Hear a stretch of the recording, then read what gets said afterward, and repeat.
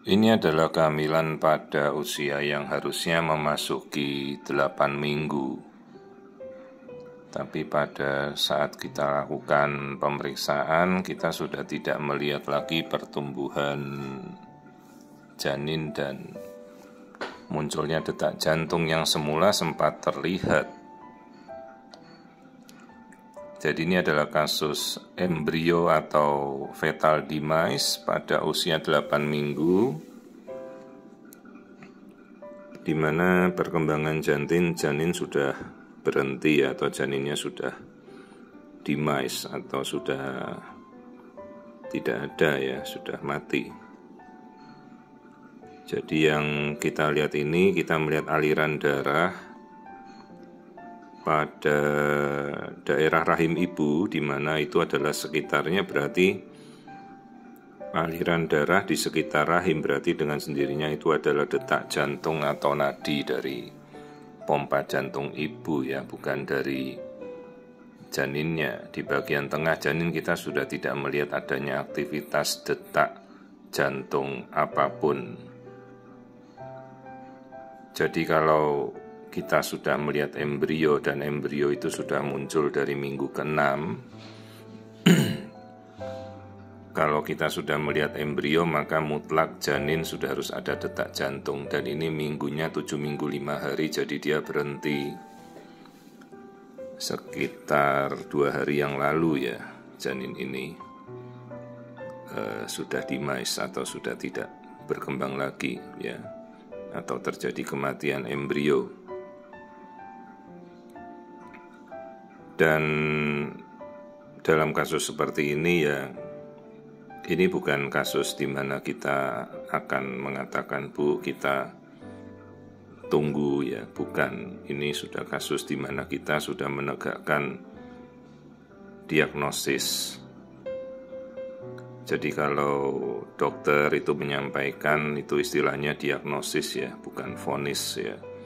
Jadi kita mencoba mulai sekarang, kita juga membiasakan menyebutkan, oh dokter mendiagnosis ya, dokter bukan menvonis. Jadi sambil saya juga mengedukasi dengan istilah-istilah yang benar ya, kematian mudiga atau kematian embrio itu ke istilah yang baku, atau kalau bahasa asingnya yaitu embryo demise ya, kematian janin. Nanti kita coba ulas kenapa ya faktor-faktor yang mungkin menyebabkan janin ini tidak berkembang lagi ya. Padahal kita lihat ini kantong kehamilannya utuh, juga tidak ada perdarahan sama sekali. Seingat saya ini baru kehamilan yang pertama. Dan sebelumnya kita sudah sempat melihat aktivitas detak jantungnya ya. Dan pada saat kontrol kali ini detak jantung sudah tidak ada.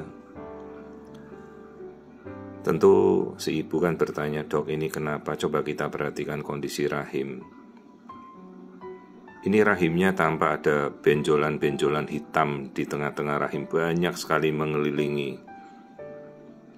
Ini rahim ibunya terdiri atas multiple mioma, jadi miom yang banyak sekali berbenjol-benjol, dan ini mengelilingi rahim si ibu. Ibu-ibu sudah tahu ya, miom itu adalah benjolan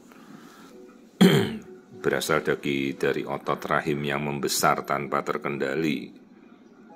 Kalau istilah benjolan kalau dalam bahasa Latin itu adalah tumor ya. Tumor itu ada jinak, ada ganas.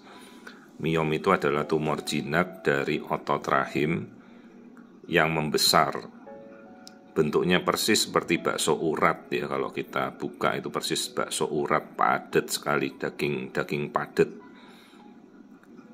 Kenapa bisa terjadi miom? Secara genetika bisa dari generasi perempuan ya, dari tantenya, ibunya, neneknya, itu biasa menurunkan generasi gen mioma uteri.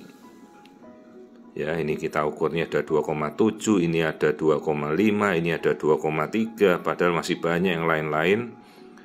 Dan bayangkan itu miomnya itu pasti menggencet kantung kehamilan, ini yang paling besar nih, sampai berapa itu? 3 cm. Ini ada lagi, jadi tadi sudah ada 4, ini yang keberapa? Yang kelima, keenam.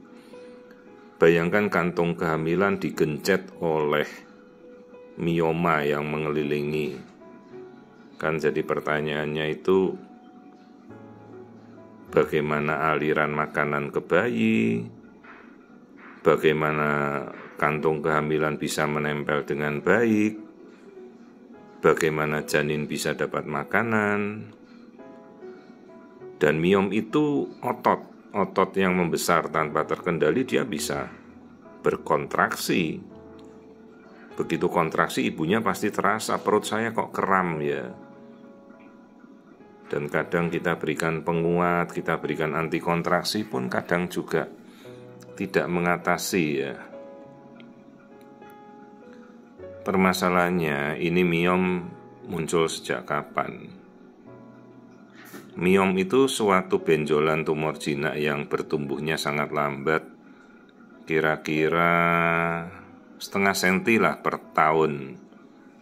Jadi kalau ada yang 3 cm berarti ini sudah dari 6 tahun yang lalu. Dan miom itu terpacu oleh estrogen. Ada estrogen di alam ya. Fitoestrogen itu ada tumbuh-tumbuhan tertentu yang menghasilkan fitoestrogen. Ibu-ibu bisa baca itu.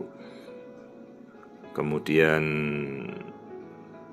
dari makanan-makanan tertentu yang mengandung kemungkinan kolesterol tinggi ya, maka kita harus menghindari kondisi-kondisi di mana kalau ada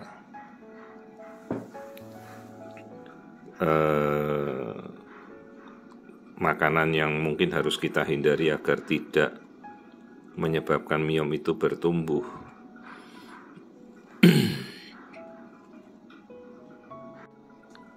Nah, sekarang masalahnya bagaimana kita tahu miom itu muncul dari kapan?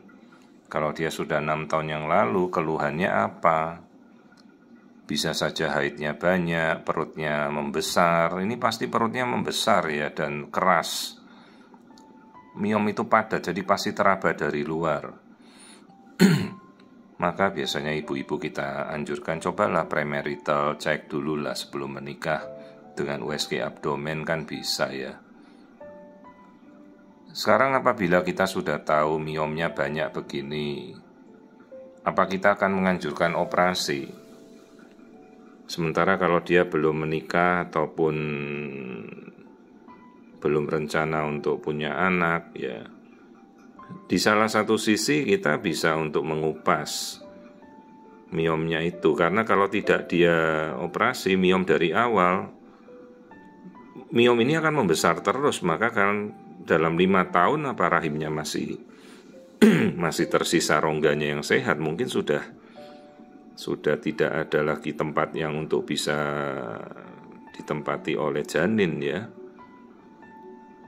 Permasalahannya kalau sekarang kita operasi, rahimnya jadi cacat kan, sobek di sana, sobek di sini. Pertimbangannya nanti kalau hamil, kekuatan rahimnya bagaimana? Kuat nggak dia untuk nahan bayi sampai membesar cukup bulan? Kadang-kadang kasusnya banyak sekali tuh, miomnya di dalam itu malah jadi resiko rahimnya jebol sebelum cukup bulan ya. Apalagi sekarang yang mau kita kupas miom yang mana? Ini di dalam ada sekitar 8 butir miom ini. Terus apa kita mampu ya untuk mengupas semuanya? Jangan cuma nanti operasi cuma 1 miom aja yang diambil, miom yang lain masih ada di dalam. Jadi setelah kita deskripsikan, oh ini miomnya ada 8, apa mampu kita 8-8-nya kita ambil? Belum tentu kan. Jangan-jangan begitu kita buka operasi cuma 1 biji yang diambil lah, sisa 8 sisanya untuk apa? Jadi benefitnya untuk pasien juga kita pikirkan. Nah sekarang kalau dalam kondisi ini kita biarkan ibunya hamil dan berkembang, pertanyaan pertama, ini rahimnya membesar, miomnya pasti membesar, janinnya bagaimana? Pasti resiko kegencet ada. Resiko nggak mau membesar karena direbut makanan oleh miom ada.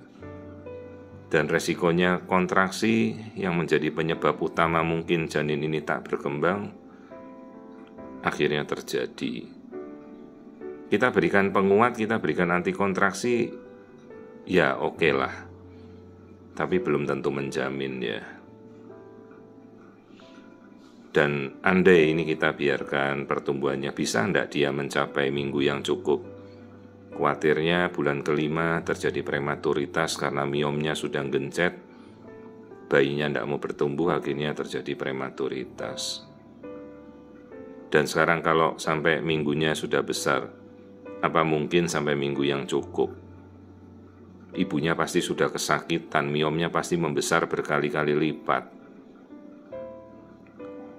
Bukan tidak ada kasus-kasus di mana kita berhasil mempertahankan ya sampai minggu yang cukup, tapi umumnya pada minggu masih prematur sudah saya lahirkan di 33, 32, 34 minggu ya, seperti kasus-kasus yang sudah pernah ada. Penyebab yang lain yang belum mungkin kita pikirkan, apakah mungkin ada pengentalan darah, karena miom itu pasti akan meningkatkan pemakaian darah.